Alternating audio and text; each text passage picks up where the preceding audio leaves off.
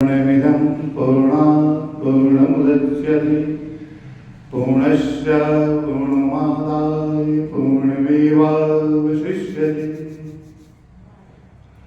अनिवार्य वंदनीय प्रातः स्मरणीय परम पूज्य सद्गुरुदेव के पावन कमल चरणों में वंदन करते हुए और प्रभु श्री कृष्ण के कृपा और करुणा का पात्र बनते हुए जिनकी अहेतुकी कृपा से श्रीमद् भागवत गीता का गायन करने का अवसर प्राप्त हुआ है। अशरण शरण अकारण करुण मृणालय कर्तुम अकर्तुम अन्यथा कर्तुम कर्तुम सामर्थ्य नित्य शुद्ध बुद्ध मुक्त स्वरूप अनंत कोटि ब्रह्मांड नायक प्रातपर पूर्णतम पुरुषोत्तम परब्रह्म सच्चिदानंद सर्वज्ञ सर्वशक्तिमान भगवान श्री कृष्ण के परम पावन चरणों में साष्टांग प्रणाम करते हुए श्रीमद् भगवत गीता के रसामृत पान करने का हम सभी का सौभाग्य प्राप्त हो रहा है। सर्वप्रथम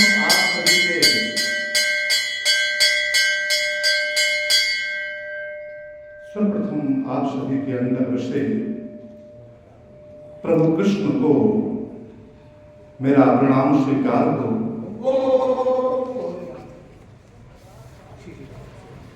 हम सब पिछले रविवार में धर्म क्षेत्र कुरुक्षेत्र के माध्यम से गीता का प्रारंभ किए थे और 19वें श्लोक तक हम लोग विराम दिए थे। आज 20वें श्लोक से हम सब प्रारंभ करने जा रहे हैं। अर्जुन युद्ध करने के विचार से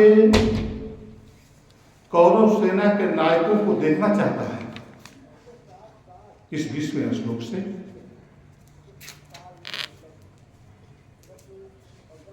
कहने का भाव यह है कि हनुमान उनके ध्वजा पर विराजमान हैं। बताते हैं कि हनुमान के ध्वजा पर विराजमान होने का जो चिन्ह अंकित है उसका अर्थ सात्विक शक्ति की विजय के प्रतीक है। अर्जुन के धर्म युद्ध में उनकी ध्वजा पर हनुमान का चित्र अंकित है था। संजय श्री कृष्ण को ऋषिकेश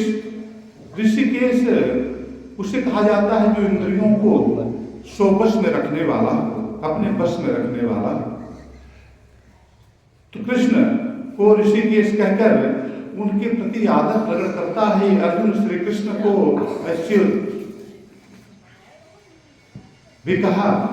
अच्युत का अर्थ होता है अविचल, कभी अस्खलित ना होने वाला, कहकर उनमें अपने विश्वास को सूचना देता है।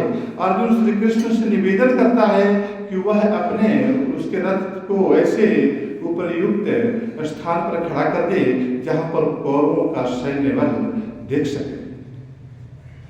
श्री कृष्ण सारथी है, रथवान अर्जुन के निर्देश का पालन करते हैं, उसकी प्राण रक्षा के लिए यत्न करते हैं और आवश्यकता होने पर उपदेश और आदेश भी देते हैं। अर्जुन के मन में कौरवों को शस्त्र प्रहार के लिए उद्यत देखकर वीर रस तो जाग गया, परंतु उसने गांडीव धनुष उठाकर भी युद्ध प्रारंभ करने से पूर्व सेनाओं का निरीक्षण करना चाहा अर्जुन ने। और अर्जुन दुर्योधन को दुर्बुद्धि कहता है क्योंकि उसकी हठबाधिता के कारण पांडवों को युद्ध करने के लिए बाध्य होना पड़ा। स्वयं श्री कृष्ण ने भी युद्ध को टालने का प्रयत्न किया था, किंतु दुर्योधन युद्ध करने पर दृढ़ था अर्जुन अन्याय के पक्ष में लड़ने वाले को भी देख लेना चाहता था।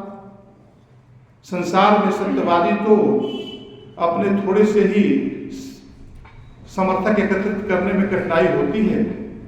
जो सत्य के रास्ते पर मार्ग पर चलते हैं उन्हें अपने पक्ष में समर्थक को एकत्रित करने में बहुत ही कठिनाइयां होती है। यद्यपि अंत में विजय तो उसी को होती है जो सत्य पथ पर चलने वाले हैं, किंतु पापी के अनेक समर्थक शीघ्र ही एकत्रित होकर उस पक्ष में खड़े हो जाते हैं और यद्यपि अंत में वे सब परास्त भी हो जाते हैं। तो सत्यवादी को यदि आदि से अंत तक धैर्यपूर्वक न्याय की रक्षा के लिए दृढ़ रहना चाहिए, ये संदेश हमें प्राप्त होता है। आगे बढ़ाते हैं जी। अभी 24 और 25 श्लोक को एव मुक्तो ऋषिकेशो गुडाकेशेन भारत सेनयोर्भयोर्मध्ये स्थापयित्वा रथोत्तमम् भीष्मद्रोण प्रमुखता सर्वेषां च महीक्षिताः उवाच पार्थ पश्यैतान् संवेतान् कुरुनिति। यहाँ पर इस श्लोक का संदर्भ यह बनता है कि श्री कृष्ण ने अर्जुन के रथ को सेनाओं के मध्य में खड़ा कर दिया। अर्जुन ने निद्रा पर विजय प्राप्त की थी, अतएव उसे गुणाकेश भी कहा जाता है। उन्हें आलस नहीं सताता था। जितेंद्रिय पुरुष स्वेच्छा से जब चाहे सो कर सकते हैं, जब चाहे जाग सकते हैं, सो सकते हैं। तो जितेंद्रिय पुरुष का यह लक्षण होता है। गुणाकेश का अर्थ होता है आत्मवशी तथा अत्यंत सजग।